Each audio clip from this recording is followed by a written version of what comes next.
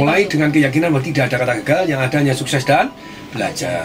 Jadi ternyata ini yang paling menarik, bahwa kalau Anda merasa painful atau belum berhasil, atau sakit, atau sedih, atau kecewa terhadap hasil yang Anda dapatkan dari tindakan Anda, mohon maaf, walaupun Anda tidak suka, itu ada manfaatnya. Jadi saya percaya bahwa Tuhan dengan kita belajar untuk memperbaiki diri, bukan untuk menghentikan kita. Perhatikan, ada orang partneran kemudian gagal terus tidak mau partneran seumur hidup. Boleh nggak? Boleh, selama bisnis dia sukses dan berhasil, gitu ya. Ada nggak orang yang berpartneran dengan orang dan sukses? Ada atau banyak? Banyak. Nah pertanyaannya, kenapa tidak kita belajar dari orang-orang yang berpartner tadi? Dan kalau Anda partneran, kemungkinan suksesnya, kemungkinan berhasilnya lebih banyak, ya Anda partneran. Kayak sehari ini saya banyak sekali partner yang jauh lebih muda-muda, kemudian yang lebih senior dari saya berpartner dengan begitu banyaknya orang. Nah, ternyata yang terjadi adalah kalau kita mau belajar, ketika Anda partneran, ketika Anda mulai bisnis, ketika Anda mulai buka cabang, ada yang satu saat lagi makan bakso gitu ya, ada teman cuma makan bakso bareng dengan saya, kemudian dia ngomong, dia lagi ikut nyoba makan, loh, kamu makan ya? Oh iya, kamu dari mana? Oh, Kelapa Gading, jauh bener sampai ke Gading Serpong. Iya, saya tahu ini ada bakso ngetop gitu ya, dan saya mau rasain resepnya. Oh ya, loh, kamu buka warung? Iya, saya buka warung bakso sendiri. Sudah ada berapa? 1, Pak. Loh, kenapa cuma 1? Ya, takut gagal, Pak. Bukan, saya sudah pernah buka 1, Pak. Oh, oke. Dikorupsi karyawannya susah.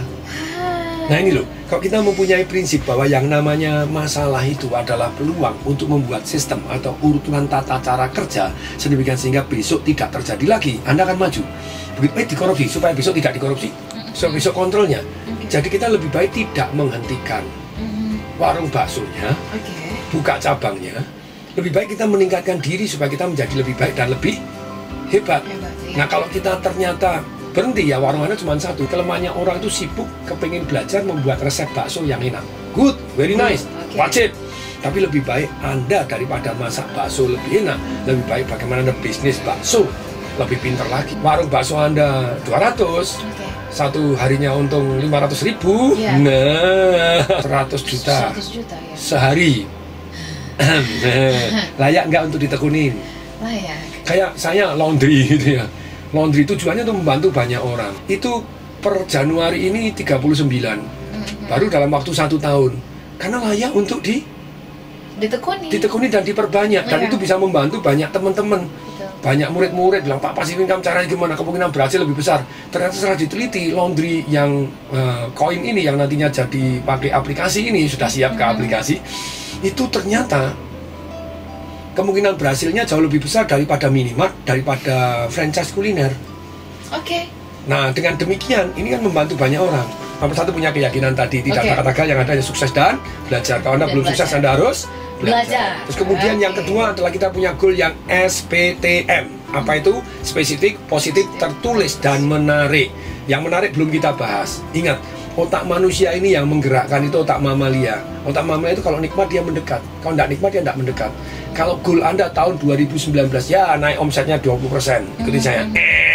20% tidak spesifik, dari angka berapa. Kalau angkanya 20% misalnya dari 200 miliar jadi 240 miliar. Kalau banyak goal resolusi tidak dilakukan ya karena tidak ada emosinya tadi begitu ya. Nah kemudian setelah kedua punya goal yang SPTM, yang ketiga Anda harus punya alasan sangat kuat. Sekali lagi, otak mamalia itu hanya cari nikmat, menghindari sengsara. Ternyata 80% fungsi otak kita menghindari sengsara, survival. Nikmatnya 20% gitu ya. Jadi kalau Anda bisa nikmat dan sengsaranya di-create di sini. Nikmatnya tadi sudah dibuat yang menarik. Kemudian sengsaranya apa? Ya tadi kalau saya tidak berhasil. Semakin imajinatif Anda, otak itu tidak mengenali mana yang tepat, mana yang benar. Jadi imajinasi kita itu real untuk kita masing-masing gitu ya. Jadi yang ketiga ini, apa painfulnya kalau Anda tidak mencapai? Ketika Anda tahu bahwa kita tidak pernah tahu sampai kapan kita hidup, sampai kapan orang yang kita cintai hidup, you will fight. Anda akan fight sungguh-sungguh untuk mengejar resolusi Anda, impian Anda, goal Anda. Kemudian jadi yang ketiga ini very penting, supaya Anda fighting spiritnya, supaya Anda usahanya benar-benar mengejar apa yang Anda inginkan. Yang keempat ini, jadi setelah Anda punya alasan sangat kuat, yang keempat Anda belajar dari orang yang terbukti sukses atau orang yang terbukti membawa orang lain sukses mencapai apa yang diimpikan. Boleh Anda belajar dari orang yang ahli teori, boleh aja. Kalau memang teorinya terbukti bermanfaat. Nggak perlu merasa diri Anda paling hebat, paling sombong, gitu enggak. Jadi kita nggak perlu sombong. Kalau Anda sombong, Anda nggak mau belajar lagi. Orang-orang yang terus mau belajar, nah orang yang mau belajar ini butuh kerendahan hati. Anda cukup rendah hati untuk mempelajari ilmunya orang lain, termasuk lawan Anda. Saya kutip ya, salah satu teman baik dan guru saya juga nih, Om Hermawan Kartajaya. Dia ngomong apa? Cintailah customer Anda, hormatilah saingan Anda.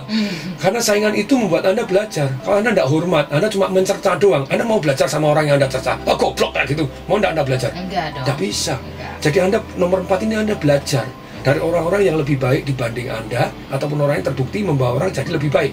Sama siapapun boleh nggak? Boleh. Tapi porsinya, ya kalau bisa 80% belajar dari orang yang terbukti sukses, atau terbukti membawa orang lain sukses. 20% belajar dari siapapun. Jadi kita open mind. Iya.